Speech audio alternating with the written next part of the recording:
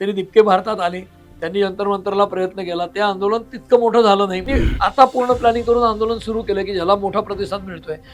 परंतु ते पांगाव आणि त्यांचे तुकडे व्हावेत अशी एक यंत्रणेने परिस्थिती निर्माण केली. भावना जाणून घेण्यामध्ये सरकार आणि सगळेच अपेक्षित ठरले. म्हणजे आंदोलन सुरू झाल्यानंतर काही दिवसांनी सोनम वांगचूक ते त्या आंदोलनामध्ये जॉईन झाले. अर्थात त्याच्यानंतर मग त्यांचा उपोषण सोडायला लागलं, सरकारने त्यांना उचलून नेलं, हॉस्पिटलाइज केलं वगैरे वगैरे, हा सगळा पुढचा भाग. पण मग जी दिशा बदलायला पाहिजे असं जे आता उद्धव ठाकरे म्हणतात, मुळात ती दिशा बदलण्याची प्रक्रिया सुरुवातीपासूनच सुरू झाली होती का, असा एक साधारणपणे प्रश्न उपस्थित होतो. नमस्कार, टॉप न्यूज मराठीमध्ये आपलं स्वागत. मी अरुण मेहत्रे आणि आपण पाहतात टॉप न्यूज संवाद. मंडळी, सध्या दिल्लीत काय सुरू आहे आपल्याला माहिती आहे. गेल्या अनेक दिवसांपासून एक आंदोलन सुरू आहे. एक व्हर्च्युअल स्वरूपात सुरू झालेल्या आंदोलनानं आता ऍक्च्युअल रूप धारण केलंय आणि त्याची व्याप्ती वाढते, तीव्रता वाढते. अर्थातच सरकार विरोधातला रोष या निमित्ताने त्या ठिकाणी पाहायला मिळतो, अनुभवायला मिळतो. तर हा रोष आणि हा आंदोलनाचा जोश पुढचे किती दिवस टिकणार, किंबहुना 2029च्या निवडणुकीपर्यंत टिकणार का, हा आजचा प्रश्न आहे. आणि त्याच अनुषंगाने आज आपण बोलणार आहोत. माझ्यासोबत दोन मान्यवर आहेत. शैलेंद्र परांजपे, तर आपलं स्वागत. शैलेंद्र परांजपे ज्येष्ठ पत्रकार आहेत आणि राजकीय विश्लेषक आहेत. महत्वाचं म्हणजे की जमिनीवर राहून ग्राउंड रिपोर्ट करणे ज्याला म्हणतो, जमिनीवर राहून पत्रकारिता, प्रत्यक्ष ठिकाणी जाऊन पत्रकारिता त्यांनी केलेली आहे. दिल्लीत देखील त्यांनी पत्रकारिता केली आहे. आणि आपले दुसरे पाहुणे आहेत विजय कुमार. विजयराव, आपलं स्वागत. विजयराव RTI ऍक्टिव्हिस्ट आहे आणि त्याच जोडीनं, त्याच बरोबरीनं आम आदमी पक्षाचे नेते आहेत. त्यामुळे आजच्या विषयाच्या अनुषंगाने किंवा आज आपण ज्या संदर्भात बोलणार आहोत त्या अनुषंगाने या दोघांची मतं जाणून घेणं, त्या विषयावरती बोलणं, चर्चा करणं हे आज महत्वाचं ठरतं. शैलेंद्रजी, मी आता आधी तुमच्याकडे येतो. जसं मी म्हटलं होतं की आंदोलनाची सुरुवात व्हर्च्युअल झाली आहे, आज त्याला ऍक्च्युअल स्वरूप प्राप्त झालेलं आहे. या आंदोलनाला म्हणजे अभिजित दिपके यांनी CJPच्या माध्यमातून सुरू केलेल्या आंदोलनाला पुढे चालून असं रूप येईल असं आपल्याला वाटलं? नाही, बिलकुल वाटलं नव्हतं. त्याचं कारण असं की ज्या वेळेला नीट परीक्षेचा गोंधळ बाहेर आला आणि त्याच्या आधी 1-2-3 विषयांमध्येही अशाच प्रकारचे गोंधळ झाले होते, त्यावेळेला अभिजित दिपकेंनी अमेरिकेतनं त्यावेळेला ट्विट केलं किंवा त्याच्यात काहीतरी मतं मांडली आणि ती जी मतं मांडली ती अतिशय अभूतपूर्व पद्धतीने लोकांनी त्याला पाठिंबा दिला. म्हणजे काय, तर आपल्याला माहिती आहे की आज आपण देखील आपला कार्यक्रम असेल किंवा एखादं ट्विट असेल किंवा एखादा फेसबुकवरची पोस्ट असेल किंवा कुठल्याही पोस्ट असतील आपल्या, त्या लोकांनी रिट्विट करणं किंवा लोकांनी उचलणं, त्याला फॉलोईंग मिळणं, व्ह्यूज मिळणं, यात मोजलं जातं. म्हणजे थोडक्यात तुम्ही जो उल्लेख केला तसं व्हर्च्युअल वर्ल्डमध्ये हे सगळं मोजलं जातं. आता व्हर्च्युअल वर्ल्ड जरी आपण त्याला म्हटलं, म्हणजे भासमान जरी ते असलं, ते आभासी जरी असलं, तरी सुद्धा त्याचा जमिनीशी प्रत्यक्ष, तुम्ही म्हणालात मी ऍक्च्युअल रिपोर्टिंग करणारा माणूस आहे, तर फील्डशी संबंध असतो का, तर असतो. त्याचं कारण असं की दिपके यांनी जी प्रतिक्रिया टाकली ती कशावर होती, तर सर्वोच्च न्यायालयाचे न्यायमूर्ती म्हणाले की हे सगळे लोक कुणीतरी उठतात, याचिका करतात, हे सगळे झुरळं आहेत. म्हणजे झुरळासारखं त्यांनी त्याला उदाहरण दिलं. आता त्यांनी नंतर सारवासारव केली मुख्य न्यायमूर्तींनी, सरन्यायाधीशांनी, पण सारवासारव जरी केली तरी बाण हातातून निसटला होता. त्यामुळे दिपकेंनी जी प्रतिक्रिया दिली त्याला अक्षरशः, म्हणजे आता कुंभार इथे आहेत तर अंजली दमानी यांनी पण त्याच्यात दिलं होतं, होय मी झुरळ आहे, आय एम कॉकरोच, अशी प्रतिक्रिया दिली होती आणि लोक सहभागी झाले होते. म्हणूनच ना, तर कुंभार स्वतः आहेत ते सांगतीलच, तर मी पण झुरळ आहे असं लोकांनी प्रतिक्रिया दिली आणि सामील झाली आणि मग ते आंदोलन वाढत गेलं. आता जसं मी म्हणालो की आभासी किंवा व्हर्च्युअल असलं तरी, जसं कुंभार आपल्या समोर इथे आता बसलेले आहेत, अंजली दमानी या देखील RTI ऍक्टिव्हिस्ट आहेत, खूप मोठ्या आंदोलन त्यांनी केली आहेत, तसे अनेक लोक त्या आंदोलनाशी जोडले गेले. म्हणजे ते जमिनीवरही त्याला पाठिंबा होता. ती माणसं त्यावेळेला कॉम्प्युटरच्या माध्यमातून किंवा मोबाईलच्या माध्यमातून व्यक्त होत होती, पण त्यांनाही असं वाटत होतं की सरन्यायाधीश बोलले ते बरोबर नाही. म्हणजे आंदोलनजीवी कार्यकर्ते किंवा नुसतीच याचिका करणारे, जनहित याचिका करणारे, हे सगळं फेनॉमिनन आज आपल्याला अरुणजी दिसतंय. पण काही वर्षांपूर्वी पुण्यामध्ये गणपती उत्सवाचे मांडव पडतात, त्यांनी रस्ता ब्लॉक होतो, ॲम्ब्युलन्स जायला जागा राहावी म्हणून आमचे इंडियन एक्सप्रेसचे संपादक होते प्रकाश कर्दळे, की जे RTI मध्ये त्यांचं योगदान आहे मोठं, तेही अशा प्रकारच्या गोष्टी करत होते. तेव्हा एक देशपांडे नावाचे पुण्यातले वकील होते, ते अनेक मंडळांच्या विरुद्ध आंदोलन करायचे आणि मांडव लहान करावा म्हणून.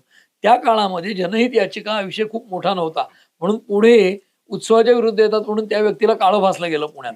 मला असं वाटतं की त्या व्यक्तीचा काळ तो होता म्हणून ते काळं फासलं गेलं. आज असा विचार कोणी करणार नाही. आज दिपकेंनी जे आंदोलन केलंय ते विद्यार्थ्यांचा रोष व्यक्त करणारं जरी असलं, जरी आधी व्हर्च्युअल असलं, तरी दिपके भारतात आले. त्यांनी जंतर मंतरला प्रयत्न केला. ते आंदोलन तितकं मोठं झालं नाही म्हणून ते गावागावात गेले आणि मग त्यांनी आता पूर्ण प्लॅनिंग करून आंदोलन सुरू केलं, की ज्याला मोठा प्रतिसाद मिळतोय. जर प्रतिसाद मिळत असेल तर आपल्याला मान्य करावं लागेल प्रतिसाद मिळतोय.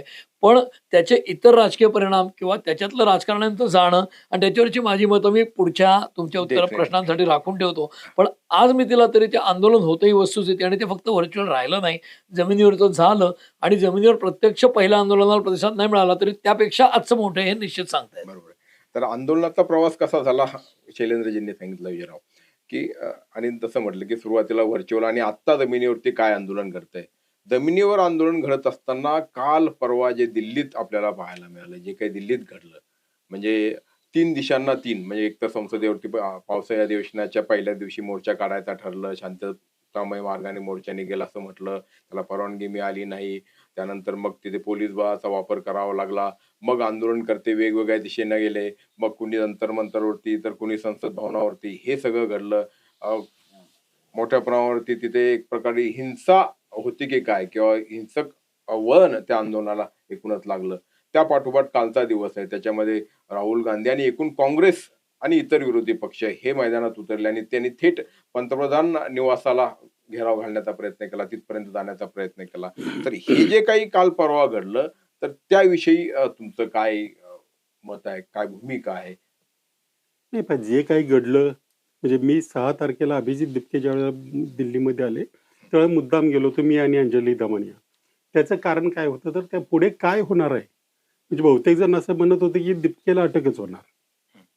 मग त्यावेळेला त्याच्याकडे कोणी नव्हतं म्हणजे जात नव्हतं. आम्ही दोघंच मला वाटतं महाराष्ट्रातून तिथे गेलो होतो, बाकी कोणी नव्हतं. पण त्या दिवशी जो सपोर्ट मिळाला तिथे तो भले एवढा मोठा वाटत नसेल पण तो कारण आपल्याला एक सेन्स असतो की माणसं नुसतीच बघायला आलेत की काय करायला आलेत ते बघितलं तर ते लोक मनापासून आलेले होते. त्यानंतर अभिजित दिपके शहरभर हिंडला. त्याचं पहिलं पुण्यात आंदोलन झालं. त्यालाही उत्स्फूर्त आणि जोरदार प्रतिसाद मिळाला. त्यालाही मी गेलो, नंतरही मी गेलो. हे कसं झालंय जनता आणि तरुण विशेषतः हे जे नव्या पिढीचे लोक आहेत ते तसे हुशार आहेत. सुरुवातीला त्या सगळ्यांनी अंदाज घेतला. जे अभिजित दिपके पूर्वी आपमध्ये होता त्यामुळे त्याचा आपचा आहे की काय किंवा कोण कोण किती किती प्रतिसाद देते हे बघितल्यानंतर आणि जे काही नीटच्या संदर्भात पुन्हा झालं नीट रिनीट आणि परीक्षेनंतर रिझल्टमध्ये सुद्धा घोटाळे झाले आणि हे साचत आलेलं आहे गेले वर्षानुवर्षाचं. जे हे प्रकार आजच घडतायत त्याच्यातला भाग नाही परंतु साचत आले आणि आत्ताचा तरुण पुढच्या गोष्टींचा अंदाज घ्यायला सक्षम आहे. त्याने अंदाज घेतला की लवकर काही होणार नाही. अशाच परीक्षा झाल्या तर आपल्या भविष्य अंधारात आहे, देशाचं भविष्य अंधारात आहे. त्यामुळे लोकांनी अंदाज घेतला आणि मग हळूहळू त्याला सपोर्ट मिळत गेला. आणि त्याच्याकडे सगळ्यात मोठी स्ट्रेंथ म्हणजे या सरकारने त्यांच्याकडे केलेलं दुर्लक्ष. ते जर संयमाने हाताळलं असतं तर कदाचित वेगळं चित्र दिसलं असतं. कारण कोणीही याच्यातलं मोर्चे दंगली ह्याला अनुभवी किंवा सरावलेले नव्हते. सगळी तरुण पोरं अगदी कोवळी मुलं आहेत ती. पण त्यांच्याकडे दुर्लक्ष केल्यानंतर आणि तुम्ही बघा ना त्या काही मुलं ज्या पद्धतीने पुढे गेली ना काट्या खायला सुद्धा ना ते मोठं आहे. म्हणजे तेवढी स्ट्रेंथ त्या मुलांमध्ये आहे ह्याचा अंदाज घ्यायला सगळेजण सपशेल फेल गेले. आणि मला वाटतं ज्या पद्धती आता तुम्ही कालचं जर बघितलं तर झोमॅटोवरून हजारो ऑर्डर जात आहेत की तुम्ही तिकडे जेवण नेऊन द्या त्यांना म्हणून. कुठल्या परदेशातून जात आहेत, कुठे इंदोर, कुठे पुणे, कुठे मुंबई, कुठे आणखी कुठून कुणी कुणाला ओळखत नाही. सरळ पैसे भरतायत की तिथे जात आहे. हे जे आहे ना त्याच्यामुळे मला वाटतं की तुमचा जो मगाचा प्रश्न होता त्यामुळे हे बराच काळ सस्टेन होईल.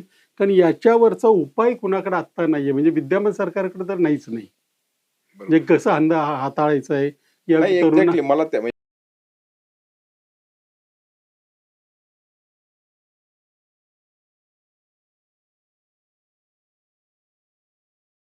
त्याकडे तर आपण जाणार आहोत. पण हे म्हणजे कालची परिस्थिती हाताळण्यामध्ये एकतर यंत्रणा आणि सरकार कमी पडलंय असं म्हणता येईल.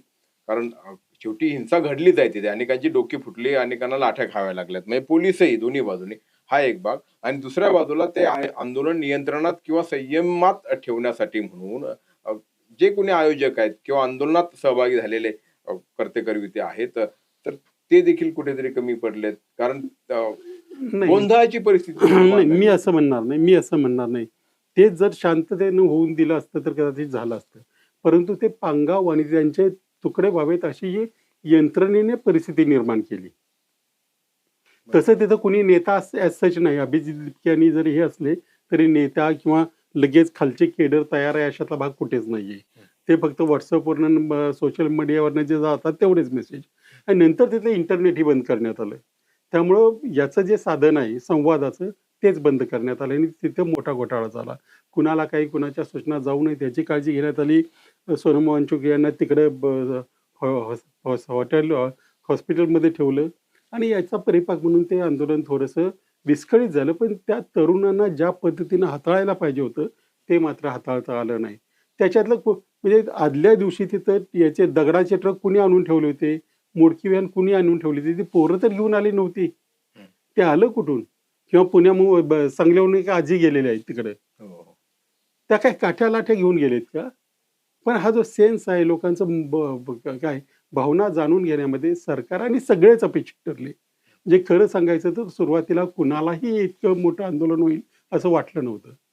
परंतु सरन्यायाधीशांच्या टिप्पण्या, त्यावेळच्या आत्ताच्या टिप्पण्या, सरकारचं हाताळणी या सगळ्याचा हा परिपाक आहे. ते कारण आंदोलन मोठं झालं. म्हणून शैलेंद्रजी मला विचारायचं असतं की सरकार हे आंदोलन हाताळण्यामध्ये कुठेतरी कमी पडलंय किंवा कालचं जे काही चित्र दिसलं त्याच्यामुळे अधिक रोष सरकारच्या विरोधामध्ये वाढला. म्हणजे खरं तर मूळ प्रश्न हा त्या नीट पेपर फुटी आणि मग धर्मेंद्र प्रधान यांच्या राजीनाम्यात होता. मात्र हे जे काही चित्र संबंध देशात किंवा अगदी जगभरात पाहायला मिळालं की कसे पोलिसांनी या आंदोलनकर्त्यांमध्ये संघर्ष सुरू आहे.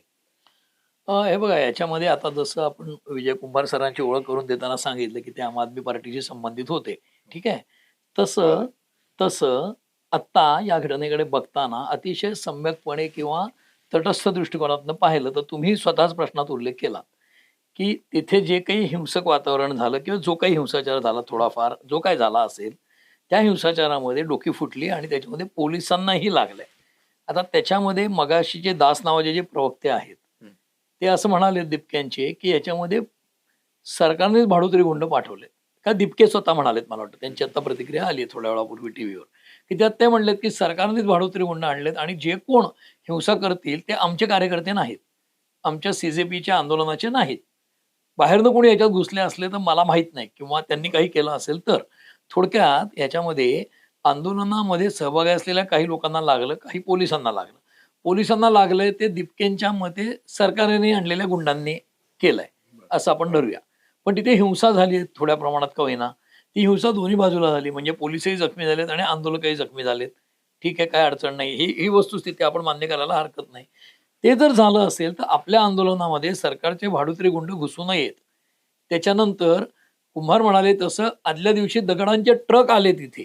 ते ट्रक आले तर हे लोक तर प्रचंड प्रेस फ्रेंडली आहेत, मीडिया फ्रेंडली आहेत. मीडिया यांच्या आंदोलनाला प्रचंड हवा देतो नाही. ही वस्तुस्थिती आहे. नाही म्हणून दगडांचे ट्रक आणलेले कुठल्याच माध्यमांनी आधी दाखवलेले मला आठवत नाही. आदल्या दिवशी नाही दाखवलं. नाही म्हणून सांगतो की जर ते आले असतील तर सगळ्या माध्यमांनी मोठ्या प्रमाणात हायलाईट करून ते ट्रक ज्यांनी आणले त्यांच्या विरुद्ध गुन्हा दाखल करा हा. अशी मागणी केली का? केली. आंदोलनाचाच रूप बदलून केली. की हे आंदोलन आमचं बदनाम करण्याचं षडयंत्र आहे. हे ट्रक आणले सगळ्या आंदोलनाची केली. दिशा नीट केली. सोडून केली. ट्रक आणले यांना आधी पकडा, CCTV काढा असं काहीच केलं गेलं नाही. मुद्दे प्रेस केले मला जात माहिती नाहीत. मी हा नाही आणि म्हणून दुसरा मुद्दा असा की त्याच्यामध्ये आता जे काय आंदोलन चालू आहे ते इतकं मोठं होईल हे कोणाला वाटलं नव्हतं. असं आपण म्हणताना खूप मोठं झालंय असं समजतो. तर मला असं वाटतं की मोठेपणाची व्याख्या पण आपल्याला करावी लागते. मी टिपिकल राजकीय विश्लेषक आहे. समजा नेहमी आपण टीका करतो महाराष्ट्रातले पक्ष आहेत तर शरद पवारांची ताकद किती तर 8 खासदार 10 खासदार 6 खासदार इतकी. तसं या आंदोलनाची ताकद किती, भारतामध्ये विद्यार्थी किती आहेत, त्याच्यातल्या आंदोलनाला किती आलेत. दिपकेंचं आंदोलन मोठं होईल असं कोणाला वाटलं नव्हतं असं तुम्ही विचारताय. तर जंतर मंतरचं फेल गेलं आंदोलन पहिलं म्हणूनच त्यांना गावोगावी जाऊन घ्यावं लागलं ना. जर तिथे लाखो विद्यार्थी आले असते पहिल्या वेळी तर ते गावोगावी गेलेच नसते. हे तर त्यांचे समर्थकही मान्य करतील. आणि म्हणून गावोगावी जाऊन सुद्धा आत्ता जे आंदोलनाचं स्वरूप आहे, मी तुम्हाला पहिल्या आंदोलनाचं त्यांचे उदाहरण देतो. जंतर मंतरच्या ते अमेरिकेहून आले तेव्हा तुम्ही गेला होता दिल्लीला. तुम्ही म्हणता तिथे लोक उत्स्फूर्तपणे आले होते. तिथे मी नावानिशी सांगू शकतो. तुम्हाला इतर चॅनलचं नाव सांगायचं असेल तर मला हरकत नाही सांगायला. मुंबई तकच्या अनुजा धाकरसांनी इंटरव्ह्यू घेतले. माझा घेतलाय. नाही. मी सांगतो ते ऐका पुढचं. तुमचा जाऊ द्या. तिथे JNU मधल्या स्टुडंट युनियनच्या अध्यक्ष मुलीचा इंटरव्ह्यू घेतला. तो मी टीव्हीवर पाहिला मुंबई तकच्या. त्या अनुजा धाकरसांना त्या मुलींनी सांगितलं, तिला विचारलं की हे नीटचं आंदोलन आहे का आयडिओलॉजिकल आंदोलन आहे हिंदुत्वाविरुद्धचं. ती म्हणली मी JNUची स्टुडंट युनियनचे अध्यक्ष आहे. आम्ही जे काही करतो ते आयडिओलॉजिकलच बॅटल असतं. म्हणजे काय, तुमच्या त्या उत्स्फूर्त आंदोलनामध्ये JNUच्या विद्यार्थी संघटनेची अध्यक्ष मुलगी होती, ती स्वतःच्या तोंडाने सांगत होती की हे आंदोलन माझं आयडिओलॉजिकल बॅटल आहे. म्हणजे काय, ज्यांना आयडिओलॉजिकली हिंदुत्वाच्या विरुद्ध लढायचंय, मोदींच्या विरुद्ध लढायचंय, ते त्यात आले. ते त्या मुलींनी सांगितलं. मी नाही सांगत आहे कुंभार साहेब, तुम्ही हसताय, असं नाही, पण मी त्या बोलतो ना. मुलींनी सांगितलंय. हो दे तुमचं, मी नाही मी बोलतो सांगितलं. ना. त्या मुलींनी सांगितलं की माझ्यासाठी सगळी आंदोलनं आयडिओलॉजीची असतात. आम्ही हिंदुत्वाविरुद्धच्या आंदोलनातच तिथे आलोय. तर मूळ मुद्दा काय आहे की नीटच्या परीक्षेचं आंदोलन आहे का सरकारच्या विरोधाचं आहे. आज आत्ता थोड्या वेळापूर्वी उद्धव ठाकरेंनी असं मत व्यक्त केलं. त्यांचा राहुल गांधींचा फोन झाला अशी बातमी आली आता टीव्हीवर. आणि त्यात उद्धव ठाकरेंनी असं मत व्यक्त केल्याचं चॅनल्स दाखवत आहेत की या आंदोलनाची दिशा बदलण्याची गरज आहे, असं उद्धव ठाकरेंचं मत आहे. आत्ता या घडीला थोड्या वेळापूर्वी आलंय. ज्या क्षणी तिथे उद्धव ठाकरेंसारखे लोक जातात आंदोलनात, ज्या क्षणी राहुल गांधी हे लोकसभेतले विरोधी पक्षनेते, हे तर तुम्हाला मान्य आहे. मग लोकसभेतल्या विरोधी पक्षनेत्याला जे काही अधिकार घटनादत्त आहेत ते पार्लमेंटमध्ये मुद्दे उपस्थित करू शकतात ना. पार्लमेंट सेशन आहे 20 तारखेला सुरू आणि आज तारीख 21-22 आहे आणि तुम्ही प्रधानमंत्र्यांच्या घरासमोर जाताय या आंदोलनाला पाठिंबा देऊन. म्हणजे तुमचा संसदेवर विश्वास नाहीये का? संसदेमध्ये राहुल गांधी विरोधी पक्षनेते म्हणून उभे राहिले तर त्यांना बोलू द्यावंच लागतं. सभापतींना बोलू द्यावंच लागतं विरोधी पक्षनेता या नात्याने. ज्या वेळेला दिपक्यांच्या आंदोलनाला किंवा कुठल्याही अशा आंदोलनाला राजकारणी जातात त्यावेळेला त्याच्याकडे लोक संशयाने बघतात, तटस्थ माणसं. कारण काय, मग ते आंदोलन त्या मुद्द्याचं राहत नाही, राजकीय होतं. जसं ते आंदोलन नीटचं न राहता पॉलिटिकल ॲजिटेशन होतं आणि पॉलिटिकल ॲजिटेशन झालं तर त्याची पॉलिटिकल मीमांसा होणार, हे लक्षात घ्यायला पाहिजे असं मला वाटतं. विजयराव कसं आहे की जसं त्यांनी सांगितलं आता की त्या एका इंटरव्ह्यू मध्ये JNUच्या छात्र नेता त्यांनी एक मुलगी तिने सांगितलं हे आयडिओलॉजिकल मॅटर आणि जोडीला काय झालं आणि त्यासाठी आम्ही आलो. परत काही दिवसांनी म्हणजे आंदोलन सुरू झाल्यानंतर काही दिवसांनी सोनम वांगचुक ते त्या आंदोलनामध्ये जॉईन झाले. अर्थात त्याच्यानंतर मग त्यांचा उपोषण सोडायला लागलं, सरकारने त्यांना उचलून नेलं, हॉस्पिटलाइज केलं वगैरे वगैरे, हा सगळा पुढचा भाग आहे. पण मग जी दिशा बदलायला पाहिजे असं जे आता उद्धव ठाकरे म्हणतात, मुळात ती दिशा बदलण्याची प्रक्रिया सुरुवातीपासूनच सुरू झाली होती का, असा एक साधारणपणे प्रश्न उपस्थित होतो. तर ते अजिबात नाही. ज्या अनुजा धाकरसने त्या मुलीचा इंटरव्ह्यू घेतला, तिनेच माझा इंटरव्ह्यू घेतला आणि तो आता अवेलेबल आहे. आता हे बघा, आंदोलन असताना प्रत्येक आंदोलकाचा इंटरव्ह्यू घेतला जात नाही. कुणी येतं त्याच्यात मिसळतं, प्रत्येकाची दिशा वेगळी, त्याचं अपब्रिंगिंग वेगळं, ते कोणत्या हेतूने आलाय ते सगळं वेगळं.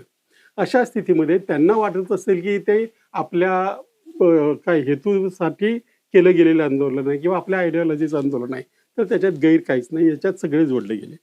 पहिली गोष्ट, आणि ते खात्रीपूर्वक, कारण मी याच्यामध्ये सामील होतो म्हणून सांगतो, पक्ष म्हणून नव्हे. पक्ष म्हणून जायला हेच नव्हतं, काही आपची सुद्धा काही भूमिका नव्हती. केजरीवालांनी आज मांडली आहे, आज या मुलांचं ऐकून घेतलं पाहिजे, एवढीच भूमिका आहे. तुम्ही अजून तेच सांगतो, काय म्हणणं नाही ना त्याच्यात त्याच्यामध्ये सगळ्यांनी आता उद्धव ठाकरेंनी त्यांचं जे काही पक्षाची आयडिओलॉजी आहे त्यांना वाटत असेल की त्या दिशेने यांना जावं.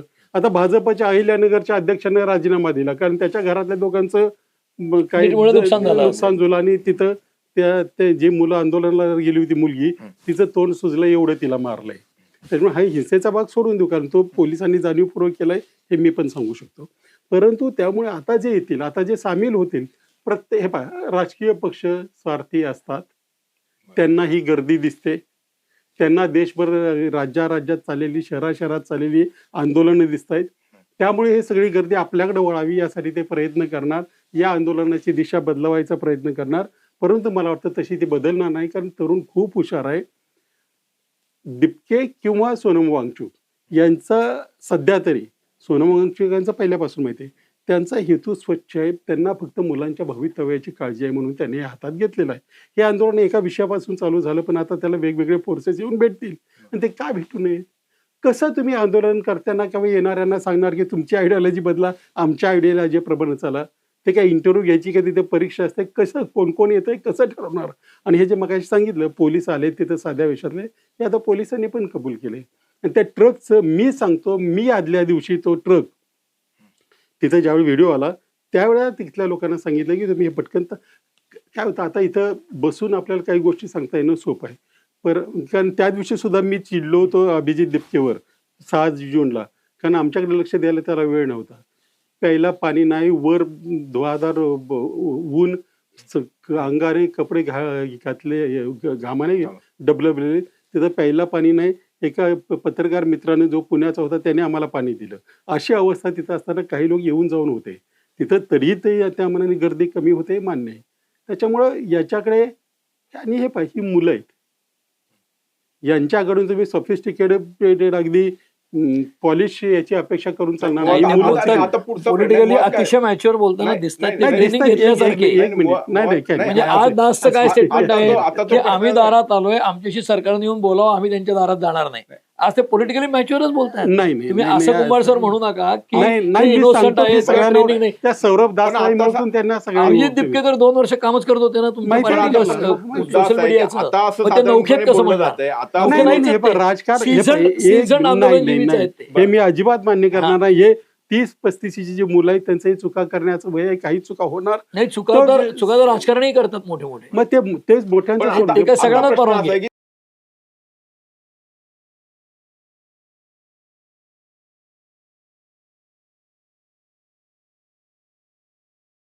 चुका त्यांच्या करायला. खांद्यावरती बंदूक ठेवून कोणी म्हणजे काही लोक आपले हेतू साध्य करतायत का? जसं मी म्हटलं की मागण्या, म्हणजे जसं यांनी उल्लेख केला की मागण्या बदलत गेल्या. त्यानंतर मग राहुल गांधींविषयी पण काल पंतप्रधान आपण कार्यालयाचे जात राज्यमंत्री नव्हते त्यांनी त्यावेळेस का सांगितलं जात की नाहीत असं- म्हणून हेच लोक ओरडत होते. नाही नाही हा, नाही हा, ते exactly. एक्झॅक्टली. तर तो- मग राहुल गांधींना ठरवायला लागेल ना. राहुल गांधी स्वतःच्या आंदोलनापासून राहुल स्वतः गांधींनी ठरवायचं आंदोलन कसे नाही नाही ठरवतील? नाही, मी फक्त मत मांडतोय की राहुल गांधी आधी लांब राहत होते आणि आता जात आहेत. उद्धव ठाकरे त्या आंदोलनात आता दिल्लीला गेले, त्यांनी तिथे भाषणही केलं. ठीक आहे, मी एक राजकीय विश्लेषक म्हणून त्याचा अर्थ असा काढतोय की उद्धव ठाकरेंना दिपक्यांच्या आंदोलनाची गरज भासतीये, राहुल गांधींना दिपक्यांच्या आंदोलनाची गरज भासतीये, कारण ते स्वतःच्या जीवावर विरोध करू शकत नाही. प्रत्येक पुरेसा. राजकारण्याला गर्दीची गरज दुसरं उदाहरण भासते. दुसरं उदाहरण देतो. नाही, गर्दीची गरज भासते, पण ही गर्दी आहे का? हे सगळे सुविद्य मुलं आहेत, त्यांना त्यांचं भवितव्य कळतं. तुम्ही म्हणला हुशार आहेत सगळी तरुण पिढी. मग तुम्ही हुशार आहे. यांनी दिशा दिली तर त्या फसतील असं तुम्हाला वाटतं नाही का? नाही, फसतील असं अजिबात वाटत नाही. मी त्याचं विश्लेषण करतोय आणि सांगतोय की जर उद्धव ठाकरेंना या आंदोलनाची गरज भासत असेल तर उद्धव ठाकरे स्वतःचा पक्ष खूप कमकुवत झालाय म्हणून ह्याच्यातनं काही ऑक्सिजन घेऊ इच्छितात. सगळे गैरू पाहणार, त्याच्यात नाही, काही दुसरं गैर सांगतो. नाही, त्याच्यात काही चुकीचं दुसरं नाही. सांगतो. आता ही मुलं पण कशा पद्धतीने त्यांना शेवटी, प्रतिसाद नाही देत नाही, आहेत? मी हे फक्त शैलेंद्रजी, कळावं लोकांना पण म्हणून. शेवटी- मनोज जारांगे पाटील आता गेलेत तिथे, राजू शेट्टी जात आहेत, सगळे जात आहेत. सगळे जाणार. सगळ्यांना थोडक्यात ते आंदोलन कदाचित स्ट्रॉंग होत चाललंय याची त्यांना जाणीव पटली असावी. ते म्हणून तुम्ही ते पहिल्यांदा गेले असतील. सांगितलं, पहिल्यांदाच नाही, सांगितलं. म्हणूनच- म्हणजे शैलेंद्रजी जे हा. 2011 मध्ये अण्णा आंदोलनामध्ये आपण पाहिलं Exactly. तेच आता पाहिलं. म्हणजे Exactly. त्यावेळी आंदोलनांचे पण- इतिहास त्यावेळी पाहिले. पण भाजपवाल्यांनी ती संधी साधून घेतली किंवा म्हणजे त्यावेळी विरोधात असलेले जे होते म्हणजे त्यावेळी कुणी? पण केजरीवाल आणि भाजप म्हणजे सगळे कुणी? किंवा म्हणजे आपल्या पुण्यातला असलेले Exactly, आपण सगळे- ते बघितलं आपल्या सगळे डोळ्यांनी. लोक, विरोधक सगळे एकत्र लोक. आले होते. नाही, त्यामुळे त्याच्यापेक्षा जुनं उदाहरण बघायचं ते 30-35 वर्षापूर्वी आसाममध्ये आसाम गण परिषदेचं आंदोलन झालं. हो, त्यातनं प्रफुल्ल कुमार महंता आणि भृगुकुमार फुकन हे नेते पुढे आले. हो, आसू आज बंद. आसूच्या मध्ये आज आसाममध्ये काय स्थिती आहे 30 वर्षांनी? त्याचं कारण असं की असं जन आंदोलन आपण कुंभारांना आधी देखील गप्पा मारताना म्हटलं की तुम्ही खूप वर्ष या क्षेत्रात काम करता आरटीआयच्या, सातत्याने एखाद्या विषयात काम करणं हे अवघड असतं. आणि जी मुलं आज आंदोलन करतात, ठीक आहे, नीट आणि इतर 2-3 परीक्षांचं आंदोलन हे झालं.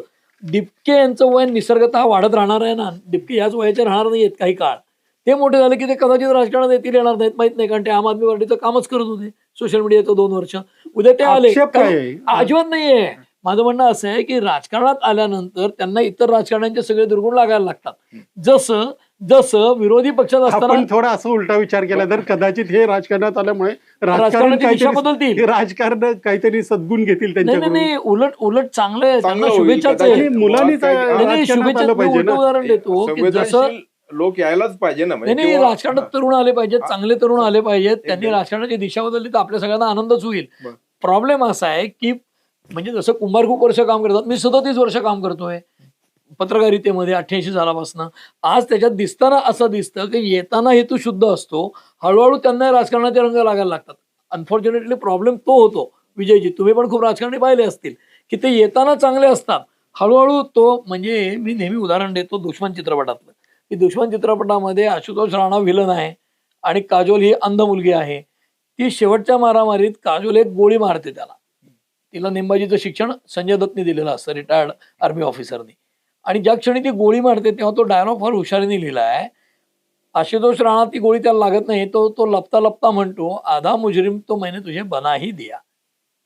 म्हणजे काय, तू आता ही गोळी घातली म्हणजे तुझ्यावर गुन्हा दाखल होऊ शकतो. तसं हे दिपके किंवा हे लोक राजकारणात येतात तेव्हा राजकारणी असेच विकट हास्य करत असतात की तुला आमचे गुण लागणार आहेत. एका प्रश्नाचं काही मला अडचण उत्तर नाही पाहिजे. त्याच्यात. एका मला प्रश्नाचं उत्तर सगळ्यांकडून असावं. हा.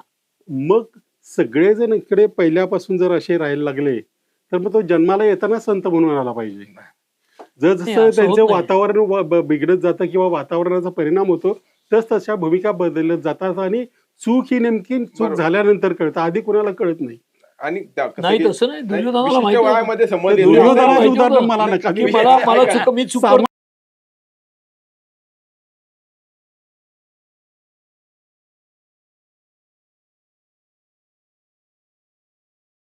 माझं मत. माणसासारखं बोलू. हा. नाही, नाही, सामान्य माणसाकडे बोधक विशिष्ट असतात. वयामध्ये ती समज किंवा मॅच्युरिटी येऊ शकते नाही, किंवा पण थोडंसं अनेक- शिक्षणातून येऊ शकते, संस्कारातून नाही, येऊ याही शकते आणि प्रश्नाचं पुढे उत्तर आणि अनेक माणसांना नाही, कळतं आपण असं चूक नाही. करतोय, नाही, पण ते चुका ते वेगळे करतात. असतात, ते नाही, वेगळे हा. असतात. नाही, मला आपण आता माहिती मला आहे, चुका थोडंसं करतोय. की जसं आता म्हणजे जसं विरोधी पक्षांना किंवा इतर पक्षांना वाटायला लागलं की आपण या आंदोलनातनं काहीतरी लाभ उठवावा, ठीक आहे, हो. कारण त्यांच्याकडे जाऊ. सगळे त्यासाठीच मुद्दा त्याच्यात असा आले. पण सरकार जे आहे तर त्यांनी सुरुवातीपासून जे दुर्लक्ष केलं, एका बाजूला इतके तरुण येतात, ठीक आहे, काय सुरुवातीला 100च्या संख्येने असतील, नंतर काय 1000च्या संख्येने असतील, पण सरकारने तेवढी संवेदनशीलता दाखवणं गरजेचं नव्हतं का सुरुवातीपासून? कोणी म्हणजे त्यांना जुमानायलाच तयार नाही, म्हणजे की करतात काय, बसतात काय, उठतात काय, म्हणजे सरकारला जणू काही काहीच घेणं देणं नव्हतं अगदी काल परवापर्यंत अशी स्थिती होती. नाही, मला असं वाटत नाही. तुम्ही त्याच्याकडे जसं बघाल तसं दिसेल ना.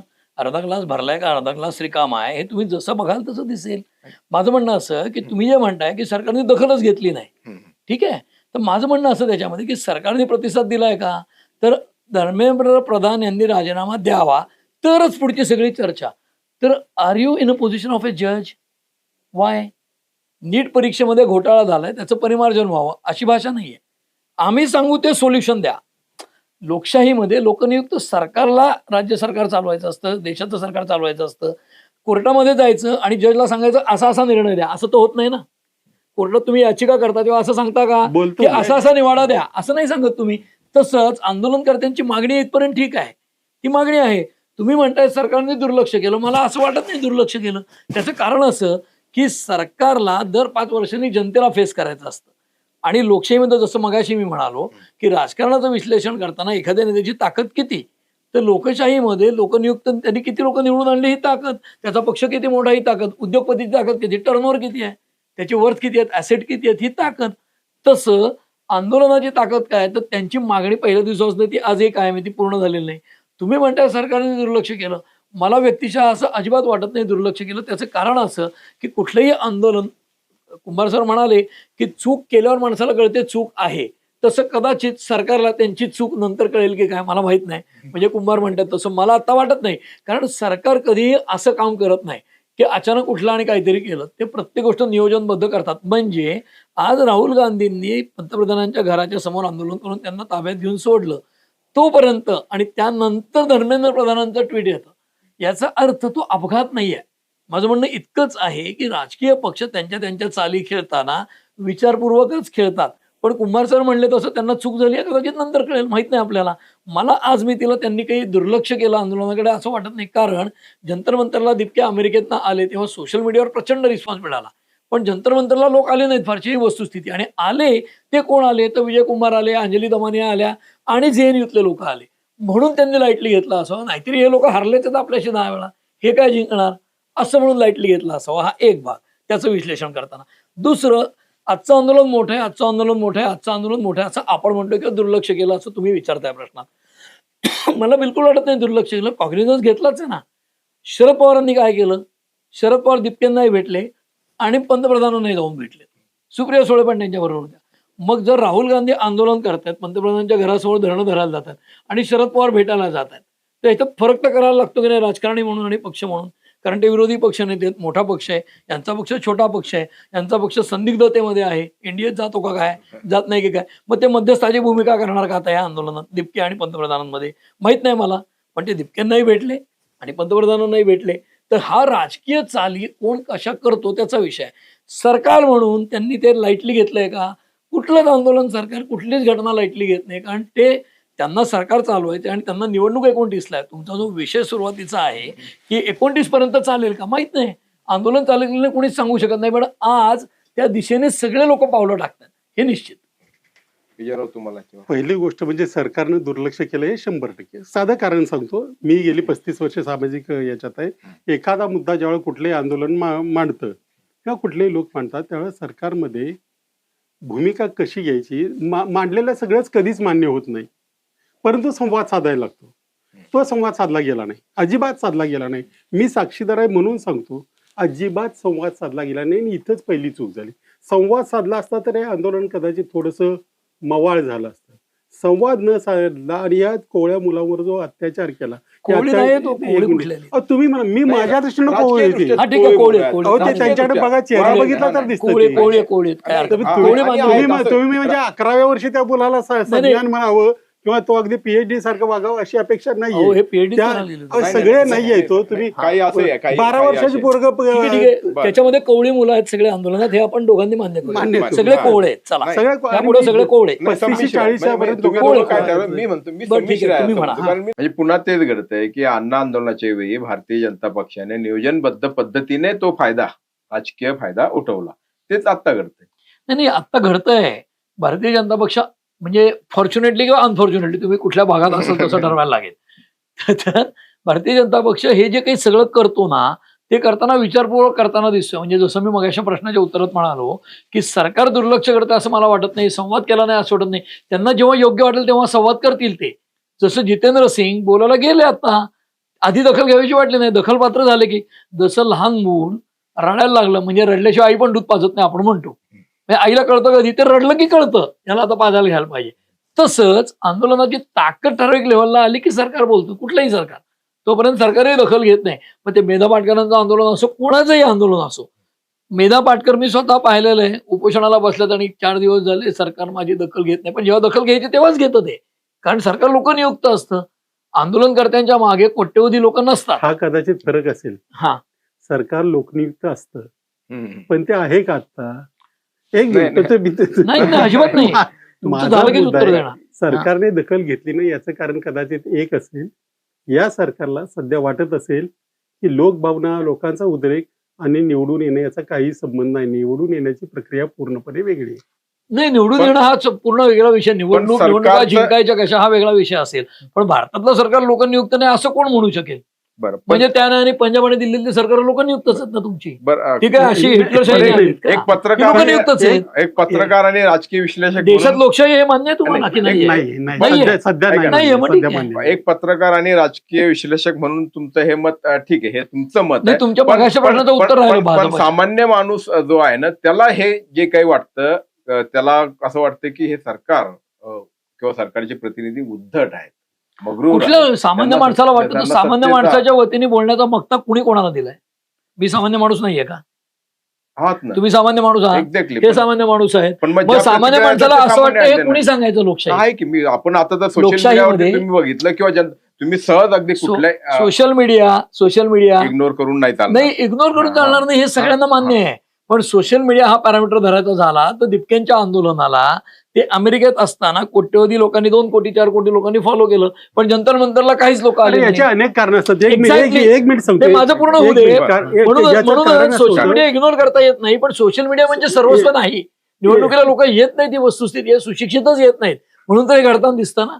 पण भारतातलं सरकार लोकनियुक्त नाही हे कसं नॉर्मल म्हणणार? प्रतिसाद हे कसा लोकनियुक्तच असतो आहे. हे माझं, मी कार्यक्रम घेतो म्हणून मलाही माहितीये. 100 लोकांनी सोशल मीडियावर येतो म्हणलं तर 3 लोक येतात. हे ही खरं वस्तू आहे. आहे. बरोबर. करेक्ट. त्याच्यामुळे मग कसं online- पॅरामीटर एक धरणार? मिनिट सांगतो. परंतु यावेळेला तसं नाही झालं. यावेळेला मेनस्ट्रीम मीडिया सगळ्या बाजूला आहे, केला तिथल्या पोरांनी, आणि केवळ सोशल मीडियावर हे सगळे आंदोलक तिथपर्यंत गेले. माझ्यासारख्या माणसाला पुण्याहून दिल्लीला दुसऱ्यांदा जाणं जमलेलं नाही. असे किती असतील, म्हणून ती शहरात गर्दी दिसते. आणि मग आणि एक आणखी जोडून की आता अहो मेन स्ट्रीम किंवा हा जो ट्रेडिशनल मीडिया आहे तो देखील गेल्या 4 दिवसात दाखवायला लागलाय हे पण आहे. नाही ते आंदोलन आत्ताच आधीच्या आंदोलनापेक्षा मोठं आहे. मगाशी मी म्हणालोच, तो मुद्दाच नाही. तुम्ही जे म्हणता सरकारने दुर्लक्ष केलं, तर सरकारला जेव्हा दखल घ्यावीशी वाटते सरकार तेव्हाच दखल घेतं.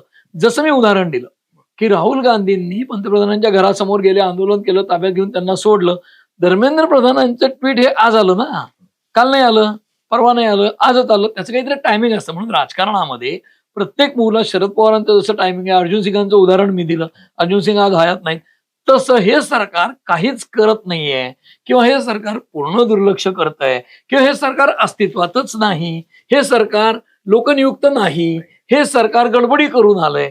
ही सगळी विधानं तुम्ही एकदा ठरवलं ग्लास अर्धा किंवा रिकामा आहे तर करता येतात. पण सरकार काहीच करत नाही असं मला वाटत नाही. ते करायचं त्यावेळेला करतं. कारण काय, आता पार्लमेंट सेशन चालू आहे. पार्लमेंट सेशनच्या काळात अपोजिशन म्हणजे कोण आहे? लोकांचेच प्रतिनिधी आहेत. सरकार सुद्धा लोकांचेच प्रतिनिधी आहेत. लोकांचा आवाज जो विरोधातला आहे सरकारचा, तो उठवायला लोकशाहीमध्ये माध्यम कुठलं? पार्लमेंट शिवाय कुठलं मोठं असणार? पार्लमेंटमध्ये तिथे राहुल पण गांधींनी बोलू आवाज देत उठवावा. नाहीत ना, तिथे तिथे पण- बोलतील नाही, ते नाही, झाल्यावर बोलता येईल ना. सेशन आता चालू आहे ना, हा. तिथे बोलू देत नाहीत. अशी आतापर्यंतचा अनुभव किंवा जो आरोप किंवा टीका होते तिथे पण बोलू देत तो नाही. आरोप किंवा टीका होते ना. यांनी तुम्ही दोन्ही एक बाजू चांगला बघितल्या तर मुद्दा काय मांडला. होतं? सरकार म्हणतं आम्ही सगळे विचार चर्चा करायला तयार आहे. अपोजिशन गोंधळ घालतं, हाऊस बरखास्त होतं. तेव्हा एक चांगला पॅन्डोनियम मध्ये मुद्दा होतं मांडला. दोन्ही बाजूच्या गोंधळांचं. टायमिंग महत्वाचं असतं. हो पण इथं सरकारचं टायमिंग चुकलंय. उदाहरण देतो हो द्या तुम्हाला. ना. धर्मेंद्र प्रधानांचं कालचं ट्विट बघा आणि त्या कालच्या 24-25,000 30,000 कॉमेंट्स बघा. 1% कॉमेंट सुद्धा त्यांच्या बाजूने नाहीये. बरं. सगळ्या 30,000 पैकी पण म्हणजे हरतील ना निवडणूक 29 ला भाजप. तो नंतरचा भाग आहे. पण आता इथं मुलं लोकशाही तेच मान्य करावं लागतं ना आता शेवटी. तर ती इथं निवडणूक हरली की म्हणतात रीक केली. आता काय ह्याला काय पण उत्तर पण आता द्यायचं? पण या मुद्द्याचे एकूण व्याप्ती, या सगळ्या प्रकरणाची व्याप्ती वाढते असं वाटतं का? कारण सुरुवातीला जसं की वाढली आहे. धर्मेंद्र प्रधान, कारण आता तर वाढली आहे ना. राम मंदिरातली चोरी प्रकरण हा पण विषय नाही, आलाय व्याप्ती आणि आता वाढलीच सगळेच आहे आता ना. हा व्याप्ती व्याप्ती वाढली.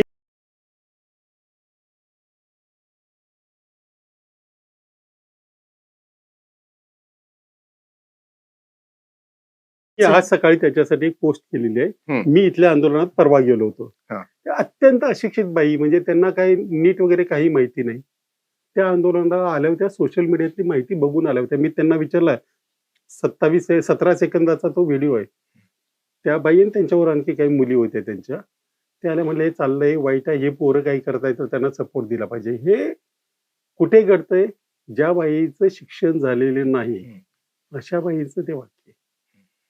हे कशामुळे, आणि हे सगळं भारतभर करतंय. म्हणजे ते पुण्यातलं परवाच बालगंधर्वचं आंदोलन बघितलं तर त्या सर्कलमध्ये असणारी माणसं आणि समोर असणारी माणसं यांची संख्या समान होती आणि ती काही शेकड्यात होती. म्हणजे आता यांनी उदाहरण दिलं 2029 सामान्य हा. महिलेचं उदाहरण दिलं की जिचं काही संबंध नाही नीटशी, ती आले. जसं मगाशी यांनी सांगितलं की वेगवेगळे समाज घटक वेगवेगळ्या हेतूसाठी अशा आंदोलनात येतात, असा यांचा अनुभव आहे. तर मी जे पाहिलेलं नाही स्वतः, पण सोशल मीडियावरनं पाहिलं, म्हणून कुंभार सर त्यातले तज्ज्ञ आहेत म्हणून त्यांना विचारतो की दीपकेंचा त्यांचा परिचय आहे. दीपकेंच्या वडिलांचं विधान खूप गाजलं आता की नरेंद्र मोदी सांड आहे आणि त्याला पदावर बसवलंय. तर हे विधान करण्यात त्यांना, म्हणजे ठीक आहे मुलाला त्रास होतोय म्हणून उद्विग्नतेतनं बोललेलं असेल, पण ही काय भाषा झाली का? नरेंद्र मोदी सांड आहे आणि त्याला पंतप्रधान पदावर बसवलंय. ही भाषा योग्य वाटते का? ही सुसंस्कृत भाषा वाटते का? अत्यंत चुकीची भाषा आहे तर भाषा. हा म्हणजे ती ते तर म्हणजे चुकीचं तुम्ही आहे. अभिजित दीपकेंच्या वडिलांच्या विधानाचा निषेध करताय. मी निषेध का करू? मला योग्य मग? वाटत नाही निषेध. मी हा काय योग्य करेन? नाही वाटत आहे. एक हा, मिनिट. काय अडचण नाही. निषेधच करायचं झाला तर मी आतापर्यंत जे काही मंत्री आता तुमचा भास्कर काहीतरी बरळले. भातखळकर मंत्री नाही येतो, आमदार आहे. मंत्री नाहीत पण आमदार. तुमच्या पक्षाचेच आहेत पक्ष- ना. नाही, आमच्या पक्षाचे तुमच्या नाही म्हणजे आहे. हा. भाजपचे आहेत. हा, म्हणूनच की तुमचा असा ग्रह झाला तर अडचण नाही. नाही, नाही. पण आपल्या सर- आपल्या सर- चर्चेच्या एक- सोयीसाठीच मी ती एक- भूमिका घेतोय, कारण तुम्ही आम आदमी पार्टीचे आहात. वर्षण म्हणजे ते अभिजित दिपकेचे तर चिरंजीव वडील. वडिलांचे तर चिरंजीव अडकलाय त्याच्यामुळे येणं स्वाभाविक आहे.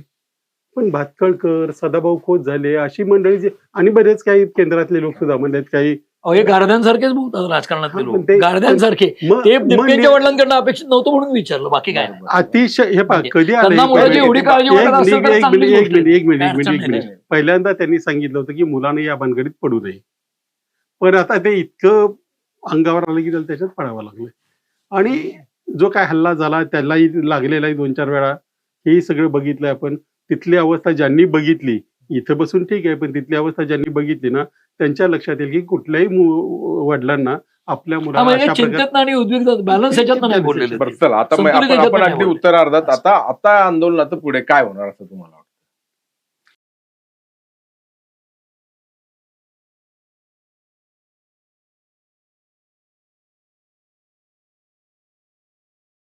मला विचार हा दोघांनाही मला हे हा हे प्रश्न आहे. आंदोलन इतक्या लवकर संपणार नाही, कारण ज्या समस्या आहेत त्या समस्या तशाच आहेत. त्याच्यावरचा तोडगा जोपर्यंत या मुलांना समजेल अशा भाषेत किंवा तशा प्रकारचा मिळत नाही, तोपर्यंत या आंदोलनाला मरण नाही, ते वाढतच जाणार. कारण हे तरुणांचं आंदोलन आहे, त्यांची लोकांना एक्सप्लेन करण्याची क्षमता चांगली आहे, त्यांना सोशल मीडियाचं चांगलं ज्ञान आहे. त्याच्यामुळे त्यांनी ज्या ज्या प्रश्नांना उत्तर दिलीत ना, त्यात ती समर्पक दिलेली आहे, लॉजिकली दिलेली आहे. आणि सगळ्यात मोठं म्हणजे यांच्याकडे संयम सुद्धा आहे. मगाशी जो विषय आला ना, की संसदेपर्यंत गेले, पण संसदेत नाही गेले ते. त्यांनी मार खाल्ला, पण हात उचललेला नाही. जे काही तुम्हाला ह्याचे दिसतायत ना पोलिसांचे, व्हिडिओ. त्यांचेही व्हिडिओ माझ्याकडे आहेत. आधी काय घडलं होतं त्याचे. त्यामुळे मुलं जेवढी चांगली आहेत, हुशार आहेत, त्यांना काहीतरी अपेक्षित आहे, तेवढी ती संयमी आहेत. त्याच्यामुळं हे कशा प्रकारायचं हाताळायचं आणि अजून काही त्याच्यामध्ये फार आपापसात डिस्कशन झाल्याचं मला दिसत नाही. कदाचित पुढच्या काळामध्ये ते होईल आणि आंदोलनाच्या दिशेबद्दल जसं राजकारणामध्ये एक ट्रेंड होता एक 15, 20, 25 वर्षापूर्वी, की राजकारणामध्ये सर्वच पक्षांमध्ये उत्तम वकील दिसले सुप्रीम कोर्टातले. म्हणजे शिंगवी आले, कपिल सिब्बल आले, मग मनीष तिवारी आले, तर किंवा रविशंकर प्रसाद आले. तर वकील लोकांना ही सगळी बाजू मांडायची सवय असते कोर्टात. आणि मग प्रवक्ते प्रभावी म्हणजे आपले प्रकाश जावडेकर आहेत, ते प्रवक्ते होते आणि प्रवक्ते पदावरनं थेट म्हणजे आपल्या सगळ्यांना माहिती आहे, पुण्यात आपण रेकॉर्डिंग करतोय की पुण्यामध्ये कुठली अशी मोठी निवडणूक प्रकाश जावडेकरांनी लढवली आणि यशस्वी झालेत असं नाहीये.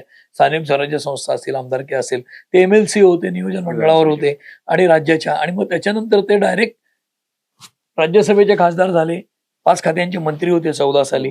पुढे खाते कमी झाली आणि नंतर ते कुठेतरी निवडणूक प्रभारी झाले कुठल्या तरी राज्याचे, केरळ सारख्या वगैरे. तर याचा अर्थ काय, तर प्रवक्ते पदामुळे रोज टीव्हीवर दिसणं, माध्यमात बाजू मांडता येणं. थोडक्यामध्ये रस्त्यावरची लढाई जी होती पूर्वीची, रस्त्यावरचे फरडे वक्ते होते सभा गाजवणारे, त्याचं पर्यवसान पुढे टेलिव्हिजन डिबेट्समध्ये बोलू शकणारी माणसं. मग वकील असल्यामुळे अनेक असे प्रवक्ते आले की जे अनेक पक्षात राज्यसभेवर वगैरे गेले आणि नेते झाले. त्याची जागा आता सोशल मीडिया घेतोय का? आणि म्हणून मग केजरीवालांसारखा नेता सोशल मीडियाच्या द्वारे आणि RTI सारख्या त्यांच्या आंदोलनातून त्यांनी जे काम केलं त्याची जोड घेऊन मुख्यमंत्री झाले आणि 2 राज्य जिंकू शकले. तर भारतीय राजकारणामधला एक वेगळा ट्रेंड म्हणून किंवा वेगळा प्रवाह म्हणून त्याच्याकडे बघायला हरकत नाही. जसं दिपके अमेरिकेतनं उठले, सोशल मीडिया फॉलोईंग आहे, आंदोलन केलं, या आंदोलनाला काही यश मिळालं नाही मिळालं, उद्या धर्मेंद्र प्रधानांना काढून टाकलं किंवा रिशफलमध्ये बदललं, तर आपल्याला तेव्हा ठरवता येईल की धर्मेंद्र प्रधानांना मोठं केलंय का छोटं केलंय, कट शॉर्ट केलंय, हे त्यावेळेला कळेल रिशफलमध्ये. पण कुठलंही आंदोलन मागणी करते म्हणून एखाद्या मंत्र्याचा राजीनामा घ्यावा असं या सरकारची स्थिती नाही. त्याचं कारण त्यांना लोकांनी बहुमत दिलंय आणि हे गेले 15-20 वर्ष चालू आहे. म्हणजे पूर्वी लालबहादूर शास्त्रींच्या काळात मंत्र्यांनी राजीनामा द्यावा, मी पाय उतार होतो, हे होतं, हे चालायचं, कारण नेतेही तेवढे लोकसंवेदना समजणारे होते. आता सगळे पक्ष निर्णावलेत. म्हणजे उद्धव ठाकरेंच्या काळात आंदोलनं झाली, शरद पवारांच्या काळात झाली. म्हणजे मी तुम्हाला आठवणार नाही, लोकांना पब्लिक मेमरी शॉर्ट असते म्हणून सांगतो, ज्या गोवारींवर, आदिवासींवर लाठीमार झाला आणि त्यात गोवारी गेले, मेले, मरण पावले, तर म्हणजे विधानसभेच्या बाहेर नागपूरला हे घडलं. शरद पवार रुग्णालयात भेटायला पण गेले नाहीत. पण त्यांच्या बाजूने विचार केला तर काय दिसतं, क्षोभ झाला, तिथे काही हिंसाचार झाला, हॉस्पिटलमध्ये तर काय, हे कारण असेल. पण गोवारींवर लाठी मारून गोवारींची हत्या झाल्यानंतर गोवारी गरीब आदिवासी मेले, पण तिथे शरद पवार हॉस्पिटलला गेले नव्हते. पण त्यांना आपण संवेदनाहीन म्हणणार का? आपल्याला शरद पवारांचं नेतृत्व माहिती आहे महाराष्ट्रातलं. असं एखाद्या गोष्टीवरून निष्कर्ष काढता येत नाही. तसंच आत्ताच्या आंदोलनातनं पुढे काय होईल, तर कदाचित दिपके सुद्धा केजरीवालांच्या मार्गाने जातील. कुमार सरांना सुद्धा, म्हणजे त्यावेळेला आम आदमी पार्टीत ते आता आहेत, ते कदाचित दिपकेंच्या पार्टीत जातील उद्या, माहित नाही आपल्याला. कारण दिपके किती प्रभावी नेते होतात उद्या आपल्याला माहित नाही. ते जर महाराष्ट्र जिंकले, उद्या मुख्यमंत्री झाले, जातील त्यांच्या पक्षात 4 लोक, आपल्याला माहित नाही, कारण त्यांचं नेतृत्व येऊ शकतं. आणि मी त्याच्याकडे हे आंदोलन यशस्वी झालं का यशस्वी ठरवणार कसं, तर त्यांच्या प्रमुख मागण्या त्या अजून मान्य झालेल्या नाहीत. त्यामुळे आता तरी ते आंदोलन वाढेल का, तर व्याप्ती वाढू शकते. कारण कुंभार सर म्हणाले तसे हे अनेक विषय जे आहेत, लोकशाहीमध्ये पूर्णपणे समाधानी कोणीच माणूस नसतो. म्हणजे एखाद्याचा पगार 5 लाख केला तरी तो म्हणतो अजून पाहिजेच मला पगार. माणूस मूलतः असमाधानी असतो. त्यामुळे नीटची परीक्षा असेल, अन्य अनेक परीक्षांच्या, म्हणजे पोलीस भरतीपासून अनेक प्रकारच्या परीक्षा असतील, नोकऱ्यांच्या संधी असतील, तिथे तरुणांच्या आशा आकांक्षांना जिथे जिथे सुई टोचली जाईल किंवा काहीतरी प्रॉब्लेम येईल, तिथे तिथे आंदोलन करणाऱ्यांना स्कोप आहेच. फक्त आंदोलन करणारे ठराविक चेहरे असले तर मग ते आंदोलनजीवी शब्द त्याच्यातनं येतात. पण डिपकेंसारखे बदलले, आणखीन दुसरा नेता आला, आणखीन कोणी आला आणि तो पुढे ह्या प्रॅक्टिसमुळे 2-3 आंदोलनांच्या सरावामुळे त्या जनतेचे प्रश्न वेगळे सुद्धा महागाईसह येऊन भांडायला लागला आणि नेता झाला. तर अडचण काय आपल्याला? चांगले लोक आले पाहिजेत. बरं. त्यातनं तो केजरीवालांसारखा मुख्यमंत्री झाला तरी मला काय अडचण असणार आहे त्याच्यात? नेतृत्व घडत असेल जन आंदोलनातनं तर ती प्रोसेस आहे. जसं गणपती उत्सवातनं नेते तयार होतात तसे जन आंदोलनातनं नेते तयार होतात. त्याचा आपल्याला स्वतंत्र अभ्यास करायला लागेल. हे आंदोलन याच्यापेक्षा किती मोठं होणार? तर हे सेशन चालू आहे. त्याचं उत्तर या सेशनला कदाचित मिळेल. त्याच्यावर हे आंदोलन यशस्वी झालं, अयशस्वी झालं का आता पार्शली? बहुतांश वेळेला ते पार्शली यशस्वी असं उत्तर मिळेल असं मला आत्ता वाटतं. आणि पुढे अशी वेळोवेळी आंदोलनं होत राहतील. कुंभारसानाच्या म्हणण्याशी मी अगदी सहमत आहे. आणि कदाचित विरोधी पक्षांसाठी दिपकेंचं हे आंदोलन किंवा दिपके स्वतः ऑक्सिजन ठरेलच थोडा. आणि ऑक्सिजनही ठरू शकतो किंवा उद्यासाठी स्पर्धक ठरू स्पर्धक तर शकतो. आहेतच. स्पर्धक आहेत, ऑक्सिजन ठरवू शकतो आणि ऑक्सिजन ठरावा याचे प्रयत्न सगळेजण आपापल्या परीने करतायत. करतायत. हो. आणि त्याच्यात गैर काय गैर काही बघावं नाही. लागेल. गैर काही नाही. प्रत्येक जण आपल्या गैर काही पक्षाच्या नाही. वाढीसाठी काही ना काही करत That is all असतो, right. त्याचा तो भाग असणार. पण ती कबुलीत असते ना एक प्रकारे की आम्ही स्वतंत्रपणे करू शकत नाही त्याची. जसं तो- उद्धव ठाकरे तो- असतील, जरांगे पुन्हा पाटील मगाशी असतील अर्धा आणि ग्लास राहुल सारखं पुन्हा गांधी. तसंच आहे ते. ही कबुलीच आहे त्याची की आम्ही स्वतःच्या जीवावर एवढं करूच शकत नाही काही. पण आमच्या मागे लोक येतात म्हणून आम्ही यांच्या मागे जातोय असंच बरं. आहे ते. पण एकूण 2029च्या निवडणुकीच्या मुद्द्यांची पेरणी या निमित्ताने तुम्ही पेरणी म्हणाल तर जसं आपले मुस्लिम सत्यशोधक मंडळाचे सय्यद भाई होते त्यांच्या पुस्तकाचं नावच आहे चरित्राच्या दगडावरची पेरणी. हो. तर सामाजिक काम महात्मा फुले असतील, आगरकर असतील, महाराष्ट्राला खूप सुधारकांची परंपरा आहे. लोकसुधारणेचं काम. आपला समाज हा क्रांती होण्याचा समाज नाहीये, उत्क्रांतीवाला समाज आहे. त्यामुळे इथे सामाजिक बदल अशा हळूहळू होतात. त्यामुळे ही जी आहे क्रांती अशी या आंदोलनातनं लगेच क्रांती होते असं नाही. आपला समाज अतिशय हळूहळू बदलणारा आहे. तर त्याच्यातनं पेरणी होईल का? तर पेरणी प्रत्येक आंदोलनातनं होते. म्हणजे बाबा आढावांनी पुण्यात अनेक आंदोलनं केली, रिक्षावाल्यांची केली, अनेक प्रकारचे संप आंदोलनं केली. त्याच्यानंतर आपण करोनाच्या काळात पाहिलं 85 संघटना एकत्र आल्या त्या ट्रेडर्सच्या, त्यांची आंदोलनं असतात. प्रत्येक आंदोलनातनं समाज पुढेच जातो असं मी मानतो. आणि कुठल्याही सामाजिक घटनेमधनं समाज हा पुढेच जात असतो. समाजाची वाटचाल मागे लोक म्हणतात या निर्णयामुळे समाज 10 फूट मागे गेला, 5 फूट मागे गेला, असं मला वाटत नाही. माणूस क्युम्युलेटिव्हली घडतो. जसं माणसाचं पोट 4 पोळ्या खाऊन भरलं तर ते पहिल्या पोळीचं कर्तृत्व नसतं आणि चौथीचंही नसतं. माणूस क्युम्युलेटिव्हली घडतो. तसं समाज देखील पुढेच जात असतो. तसं अशा आंदोलनांमधनंही समाज पुढेच जात असतो. आणि तुम्ही ज्या सरकारने त्याला प्रतिसाद दिला नाही म्हणता किंवा दुर्लक्ष केलं म्हणतात ते सरकारी त्यांच्या गतीनेच प्रतिसाद देतं आणि तेही देशाला किंवा समाजाला पुढेच नेत असतं. आणि त्या सरकारचा, व्यवस्थेचा, लोकशाहीचा भाग आपण सगळेही असतो. त्यामुळे आपणही हळूहळू पुढे जात असतो. म्हणजे एखादा माणूस मी कालच्या पेक्षा आज अधिक मूर्ख झालो असं म्हणत असेल तर मग त्यांनी फार सिरियसली स्वतःकडे बघायला पाहिजे. पण कालच्या पेक्षा मी आज अधिक शहाणा झालो अशीच सगळ्यांची वाटचाल असावी आणि असते असं मला वाटतं. हे सगळं तात्विक झालं. मुद्दा आता थेट असा आहे की 2029 मध्ये मोदी सरकारसाठी हे आंदोलन म्हणजे आजचं आंदोलन हे मागात पडणार का किंवा भाजपसाठी म्हणून अडचणीचं ठरणार का?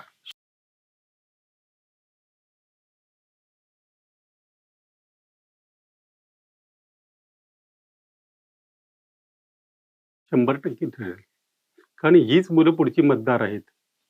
हे काय असं आंदोलन आहे की 29ला ही मुलं नसतील, त्यावेळेस सुद्धा याच प्रश्नाची उत्तरं द्यावी लागणार आहेत. आज प्रश्न एकट्या नीटचा नाहीये. एकट्या पुण्यामध्ये मी आता होतोय इंजिनिअरिंग कॉलेजच्या मुलांचा प्रश्न, त्यांची परीक्षा मध्ये घोटाळा झाला. त्याच्यात 40,000 मुलं आहेत महाराष्ट्रातली असली तरी. दुसरा मुद्दा, ज्या मुलांना पैसे घेऊन नोकऱ्या लावण्याचा, फसवण्याचा मुद्दा आहे. हे मुद्दे लोक विसरणार नाहीत हो. हे त्यांच्या आयुष्याशी निगडीत प्रश्न आहे. त्याच्यामुळे त्यावेळेला हा मुद्दा विसरला जाईल असं मला वाटतं. कुणी त्या भ्रमामध्ये राहू नये. त्यावेळेलाही हा मुद्दा असेलच असेल आणि त्याच्यावर कोण कसं वागलं त्याप्रमाणे ती मुलं निर्णय घेतील. आजही काही जण म्हणजे भाजपचे सुद्धा अनेकांनी आज राजीनामे दिलेत. त्यांच्या डोक्यात हे का आलं 14 वर्ष 15 वर्ष काम करून, तर हा मुद्दा आमच्या घरातला आहे. आणि या घरातला मुद्दा कधी परकाव होत नाही. तो कायम घरातलाच मुद्दा राहतो. त्यामुळे त्याचा बचाव किंवा त्याच्यातून वाट कशी काढतात हे नवीन पुढचे राजकीय पक्ष, त्याच्यावर सगळं अवलंबून आहे. पण मुद्दा असेल भाजपला मागात पडेल एवढं मात्र 100%. तुम्हाला पटते घरघर लागली? नाही, मी तुम्हाला सांगू का, नाही घरघर लागणं हा फारच स्ट्रॉंग शब्द तुम्ही वापरताय. मला असं वाटतं की निवडणूक एखादी जिंकणं किंवा हरणं हे असं एखाद्या मुद्द्यावरनं ठरत नाही. कारण ती अतिशय गुंतागुंतीची प्रक्रिया आहे.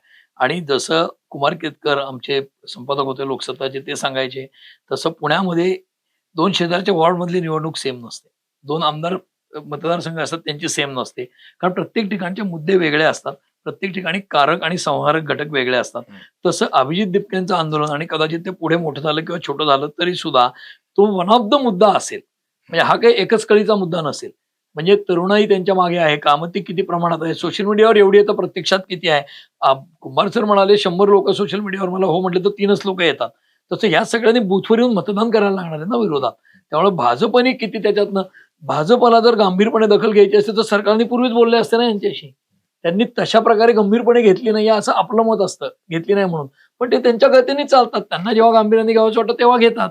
म्हणजे सरकारच्या दृष्टीने त्यांची पावलं योग्य असतात, आंदोलकांच्या दृष्टीने त्यांची पावलं योग्य असतात. पण भाजपला 29ला घातक ठरेल का? तर कदाचित तुम्ही, मी आणि कुंभार सुद्धा 1 वर्षाने या आंदोलनाबद्दल काहीच बोलणार नाही, कारण ते संपून जाईल ना. म्हणजे आंदोलन झालं की तो विषय संपला. पुढचा पाठ मागचं सपाट, असा आता चायनीज फूडचा जमाना आहे. सकाळी खाल्लेलं संध्याकाळी लोकांच्या लक्षात राहत नाही. त्यामुळे ह्याचा 29ला परिणाम भोगायला लागेल का? तर मला असं वाटत नाही परिणाम भोगायला लागेल. पण जे काही अनेक मुद्दे असतील त्यातला हा पण एक मुद्दा असेल, कारण यातले अनेक मुद्दे न संपणारे आहेत. म्हणजे नीटचीच परीक्षा असेल असं नाही, पण विद्यार्थ्यांचं आंदोलन कुठल्या ना कुठल्या फॉर्ममध्ये होत राहील. ते जेवढं जास्ती होत राहील तेवढं सरकारला किंवा ते कुठलं सत्तेवर असेल सरकार त्याला धोक्याचं असतं. 29ला लोकसभेच्या दृष्टीने भाजपच्या सरकारच्या आणि राज्यामध्ये आत्ता सरकार बदलेल अशी स्थिती नसल्यामुळे राज्यातल्या भाजपच्या सरकारच्या दृष्टीने कुठल्याही प्रकारचं तरुणांचं आंदोलन सरकारच्या विरोधातलं हे निश्चितपणे धोकादायक आहे. पण धोकादायक म्हणजे सरकार उलटणे इतकं धोकादायक आहे का? तर आज मी तिला त्याच्या डायमेन्शन जराही तसं दिसत नाही. भविष्यात कुठली गोष्ट किती वाढेल याचं भविष्य वेधते पण माझ्याकडे निश्चित नाही. पण आज ते आंदोलन इतक्या मोठ्या लेवल तर बिलकुल नाही हे निश्चित. आत्ताची परिस्थिती आणि आंदोलन याचा जर विचार करता, हे म्हणजे अल्पकालीन स्वरूप आणि अल्पकालीन परिणाम हा एक भाग आणि दीर्घकालीन स्वरूप आणि दीर्घकालीन परिणाम हा वेगळा भाग, अशा दोन्ही दृष्टिकोनातून आपल्याला त्याकडे बघायला लागेल. बघूया तुम्ही म्हणतात त्याप्रमाणे पुढे काय घडतं ते. सध्या तर आता अधिवेशन सुरू आहे, आंदोलन देखील चेतलेलं आहे, पेटलेलं आहे. आता त्याच्यात हा कुणाकुणापर्यंत पोहोचतात. आता या वादग्रस्त अशा विषयावरती आपण संवाद साधला. या वादग्रस्त विषयावर आपण हेल्दी डिस्कशन केलं असं आपण म्हणू. म्हणून मी त्याला संवाद साधला, ज्याचा सगळीकडे सध्या अभाव आहे.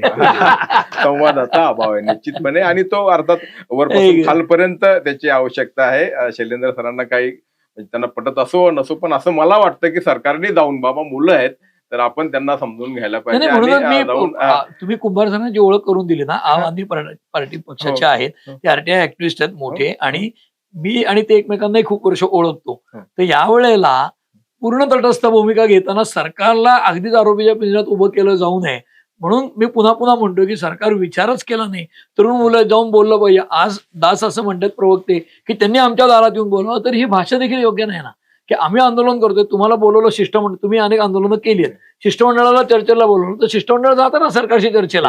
आमच्या दारात वगैरे ही भाषा योग्य नाही. कुणी घ्यायची हा प्रश्न आहे. मला असं आहे की काही समजूतदारपणाची भूमिका दोघांनी घ्यायला पाहिजे. गेल्यात काही कमीपणा नाही. ऐका रामकृष्ण पुन्हा तात्विक म्हणाल. रामकृष्ण परमहंसांचं वाक्य आहे, 2 माणसं भांडतात तेव्हा 2 माणसं भांडतात.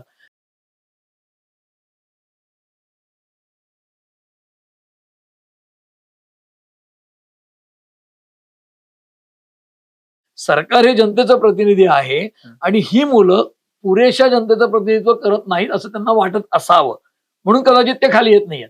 दोघे एकमेकाच्याकडे येतील ना, बोलतील. सरकार मायबाप सरकार म्हणून कदाचित बघत नाही. सरकारला वाटतं की पार्लमेंट हा फोरम आहे, मालक आहोत असं समजू नये. नाही कुठलंच सरकार असं समजत नाही आणि समजेल तर मातीत जाईल ना. मुद्दा असा आहे की या सरकारला आता त्यांच्या वागण्यावरनं असं वाटतंय की लोकशाहीमध्ये प्रश्न सोडवण्याचं, कायदे करण्याचं माध्यम हे संसद आहे आणि संसदेचं अधिवेशन आहे. सगळ्या भारतातले लोक आपल्याकडे लक्ष देतील म्हणून तर अधिवेशनाच्या वेळेला आंदोलन केलंय ना. कुठलंही आंदोलन, जसं अनऑथराइज कामकाज, अनधिकृत काम, बांधकामाविरुद्धची कारवाई ही रात्री का करतं सरकार?